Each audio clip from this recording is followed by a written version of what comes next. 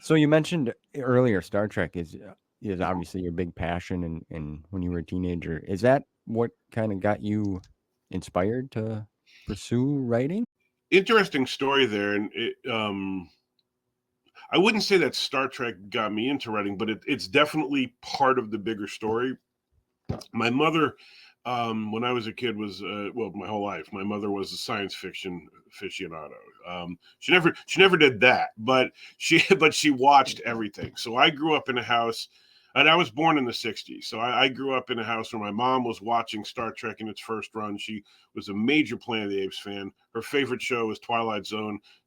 Alfred Hitchcock Presents, The Outer Limits. All of this stuff was on all the time, Yeah. and so I grew up watching it, and um, what I found out years later was that my mom liked to write, but she never showed it to anybody. So apparently that was there, and